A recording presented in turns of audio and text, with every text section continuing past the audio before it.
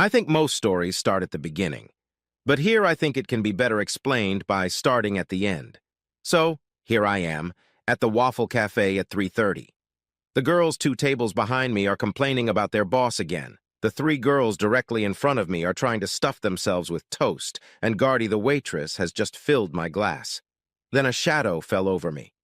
"Well, Max," my voice was full of sarcasm, "I was wondering when you were going to show up." Max was Maxwell Carnes, my former father-in-law. Chris, can we talk? Damn, I'd known this man for over 3 years now, and this was the first time I'd ever been appreciated by him because I saw someone different, not super confident and all-controlling. I needed to hear it and see it. "Sit down, Max. You're scaring the kids." And he sat down across from me. The girls looked at us with a surprised look. You see, Max has always been a strong man, both in body and mind. After all, he owns the biggest warehouse in the county and the only real trucking business within 100 miles around.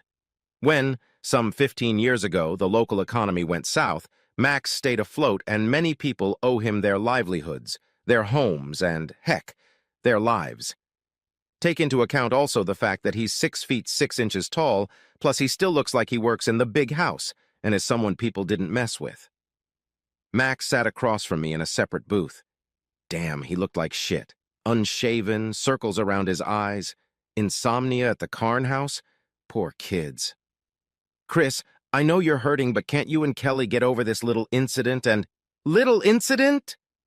I forced myself to shut up with an effort, even though my heart seemed to be beating like it was about to burst out of my chest. My hands were sweating, and I fought the urge to strangle the man sitting in front of me. It took me a few seconds to calm down, reminding myself that I didn't want to fight him. I wanted to win. As I calmed down, I noticed that everyone seemed to be trying their best to ignore us. But damn it, I knew they wanted to listen. They wanted dirt. Well, why not give it to them? "Okay, Max, what part of this incident do you want me to forget?" I asked, not raising my voice, but not trying to whisper either. "It was just one time." "Wrong, Max, it went on for years, and you know it. She's never done this before. She's never cheated." "Come on, Max. You want to hear the whole truth? Fine." I picked up my biscuit. "When I first met her and tried to get her number, she deliberately flaunted every guy who wanted to sleep with her, as well as the ones who had already slept with her."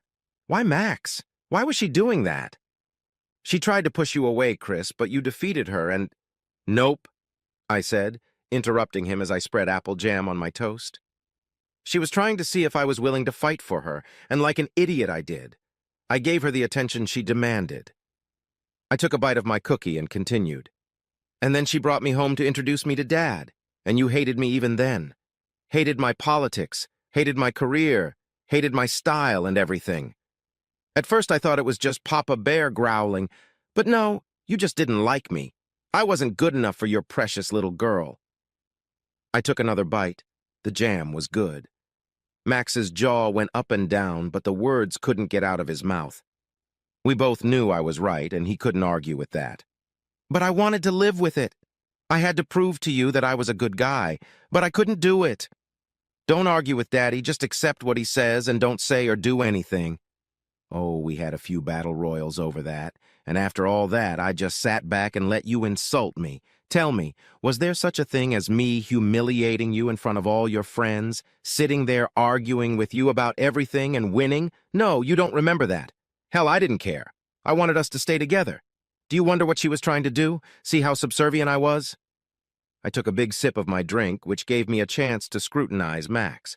He hadn't expected this. He wanted me to be hurt and torn. Then he could come up to me, begging and crying in his humility to save my marriage. Yes, just like that. "Do you know what happened then? She started hanging around with old boyfriends again, telling me they were just friends." I held up my hand to stop Max from rushing to her defense.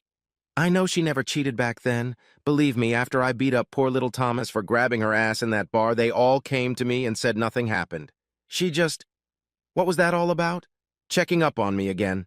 She wanted to know if I was jealous of her, whether I'd react to her seeing her old lovers, guys she'd slept with in her bed in her house.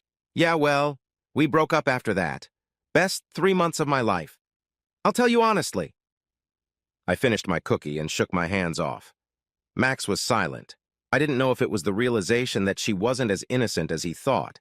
Then again, maybe he knew, and that was my attitude. But hey, either way it worked, he wasn't talking. Well, my dumb ass let her talk me into coming back. It was around the time she stopped coming home so late. She did it to be with me more, and things were good, even really good. Then I screwed up by proposing to her. I don't know why I did it. I won the damn ring at a jewelry contest. It didn't mean that much to me, but I did it. And that's when the weird shit started happening. All these really hot chicks suddenly started swirling around me. They met me at work, at the gym, while shopping, everywhere. Well, a lot of pretty girls were okay, but it was not okay when they all started tempting me, making me eat lunch, outright telling me they'd like to fuck me. Heck, even Leanne started doing that. One time she even locked us in the pantry and unzipped her dress. She said she was naked. I fought every instinct God gave me not to look at her, told each of them I was engaged in everything, but nothing seemed to work. How damn surprised I was at the wedding preparations when I saw those girls again. They were her friends, relatives, acquaintances from high school. Oh, Leanne even told me she was sorry, but they just must have made sure I wasn't an asshole cheating on poor little Kelly. Did I pass the test well, don't you think? Then on my wedding day, I had another test when you made me sign that prenup. If I go through with cheating on your Kelly, I get nothing. Notice nothing was said about if she cheated on me. I asked you what would happen if she did. Could I be free and understood? That was an omen, huh, Max? Oh, you had your lawyer spell it out. If your girl cheats on me, I get $12,000 in my bank account, keep my clothes, my car, and my little house, which, by the way, I got from my grandparents. I leaned over to Max, but I signed it. Remember, Max, I was able to sign it. And then, what the hell happened last Saturday? First, I get called into work for 8 goddamn hours because someone decided they'd rather go to a goddamn amusement park than go to work. Make my day hell, but that was just the beginning. And Max? Then I get home after work. Can't park my car in the driveway. Have to park on the street. Why? Someone has taken my spot. Have I thought about it much? Well, yes, but not like that. Thought one of the damn neighbors parked there and Kelly never ordered them to get out. So I get home and see Kelly's car that was parked in the driveway, but where was Kelly herself? Kelly, I called out. I'm at home in the bedroom. Like a lamb, I went up there to ask about the car, but I didn't expect what I saw when I walked into the room. Kelly and this guy in bed together. In our bed. In my bed. I was stunned for a second, and then I screamed, "What's going on?" Silly, isn't it? I mean, my wife was cheating on me, but right then I wasn't thinking straight. Oh, honey, I love you, but I have to have more than you're giving me. Don't worry, I'll still sleep with you. It's just sex, and it has nothing to do with you. She, damn it, she just said that. So the bastard's all right. Sleeps with my wife, and she starts moaning there and stuff while my blood boils. But she went even further. Honey, can you get us something to drink, please? It brought me out of my shock, I'll tell you that. You want me to get you two a drink? She was so sweet to her cuckolded friend when, smiling, she ordered me, "Yes, do that. Bring something from your beer supply." Damn it. If you're thirsty, you can get your own, I spat out, but you get your own. Now don't say that, she mumbled unhappily. You want it and you'll get it, but not from me. No cheating. Isn't that what we said before we got married? The little bastard slowed down. Come on, man, don't rock the boat. You're gonna get it 4 or 5 nights a week. And hey, you're gonna be living in that big house with that nice ass, so just take it. Tell me that again and the rest of your days you'll only eat through a tube. I'd never seen a man deflate before. Fuck you, bitch! Keep the goddamn house! I'm leaving! I shouted, and who the hell did I run into in the hallway? Mike, your damn son! What a twisted family you have, huh? Mike was so eager to help his sister. Slow down, Chris, it's not like you... Fuck you! What the hell are you doing here? No, forget it. I'm getting out of here. Get out of my way. I tried to walk past him, but he grabbed my arm. Now you know I don't like Mike. So when he grabbed me, that's when I did it, you know. Does he feel better now? One punch? That's all it took. I swear I was going to try to break his jaw, but I hit him in the neck. Dude, if you ever get punched in the throat, you're out of the fight. Then I headed to my room and grabbed my camping backpack. I needed that gear and headed for the door. Mike's feeling better, Chris.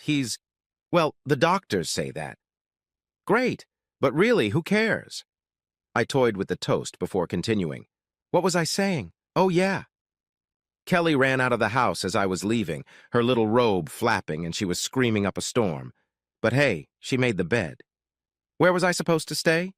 Well, that turned out to be easy. I still had my old house, and I'd recently finished remodeling it. I hadn't rented it out yet, so I had the perfect place to stay. On Sunday, I drove back to the house to get my stuff. No one was there. Maybe everybody went to church, I don't know. So I grabbed my clothes and anything I might need and went to the Salvation Army to get at least a bed. This floor was too hard. I heard laughter around me as I took a sip of dew. And who was waiting for me when I got back? Your darling little daughter. Well, the bed could stay in the truck, that's all I had until then. Parked the truck and headed for the door to get in. "Chris! Chris!" she yelled. Man, she ran from her car toward me as fast as she could. "Wait, please, we need to talk. I need to explain everything." Well, that's all I heard because that's when I walked into the house. She was banging on the door, pounding and ringing and everything, but I wasn't going to talk to the bitch. What's there to explain? She was fucking another guy in my bed. End of story. So what did I do? Open the door and yelled at her? No. Maybe called the police? No. Slipped out the back door? No. I put on my headphones and started reading a magazine. Eventually, the cops came and ordered her out. It took them a while to get me to open the door, but after I noticed their car lights, I was forced to do it. No big deal. My house is in my name. I can be there if I want to be. So they sent her away. If anyone else had done it, they'd be in jail, but she's your little girl. Max nervously thanked Gardy as she set a cup of coffee in front of him. He wasn't used to this. He was usually in control. He always ran the show. But this time I was the host and I didn't let go of the reins. Well, on Monday, I withdrew my $12,000 from my bank account. I also canceled all of our joint credit cards, not that I ever used them, and cleaned up. I also went to S&K and got an interview. They were looking to expand and tried to talk me into it for a while, but I wouldn't because Kelly thought it was too much of a risk. Heck, when I went to them myself, they made me an offer, a good one too. I accepted it. Then I went to work, walked into my boss's office. "Tom, I hate to say this, but I'm leaving." "Why? I thought you liked it here." The man was genuinely concerned. "In fact, I hate it. You're a good boss, man, but I didn't go to college to be a clerk. Look, I hate to leave you stranded, but I recently caught my wife cheating on me and I have to leave." "Shit, really, Kelly? Well, I don't want to let you go. Is there any chance I can talk you out of it?" he asked. "Sorry, Tom, there's nothing you can do. Thanks for everything." So, I left the office, but I saw his slick secretary talking so innocently on the phone. You know the witch was telling someone what she accidentally overheard. Then I went to see Mrs. Hines. Nice shark, isn't she? Yeah, I know she has an assistant helping me with my divorce, but there was another person waiting for me who was hoping Kelly wouldn't get the paperwork at work on Tuesday. Well, they kept trying to get me to talk to her all day yesterday after the papers were served and all day today, but I just walked away.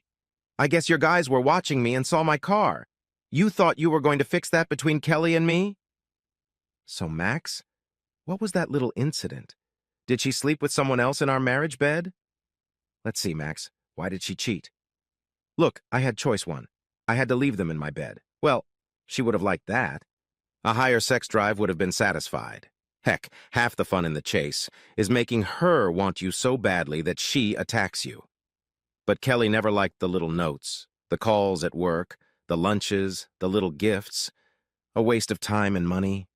Oh, I think she was getting revenge on me for cheating on her. No, wait, I never did that. I didn't have an affair while I was dating her or married to her. That can't be true. Oh, she heard about the bachelor party and wanted to get me back for that. Wait, because I spent that night talking to Stacy and Mike after their last fight. Now, why was she cheating? And how did she want to make things right? I tried to give her everything in her emotional and physical needs. What if this was another test? To see if I was in love with her or if I just needed the money she had. The money you were spending to support her edible flower store. Oh, I like that. What if she wanted me to find them, get mad and beat up a guy or run away? Well, that would explain Mike showing up. He was there to keep me from killing the guy or keeping me from running away so she can tell me that she's that happy with me, that now she knows I really love her because if I was there for the money, I'd be fine if she was committing adultery. But that's just me gone. I didn't play that game, Max. For years, I tried to endure your whole damn family and your trials. But what did I get? Trust? Love? Respect? No, I came home to see her sleeping with another man so I could prove myself again. Max finally came to his senses. Isn't there something that could save your marriage? I know Kelly genuinely loves you, he almost pleaded. Does she love me, Max? I'm tired, man, I really am. I heard someone open the door of the Waffle Cafe. I don't know what you did, Max, to raise your daughter like that, but I can't live with it anymore.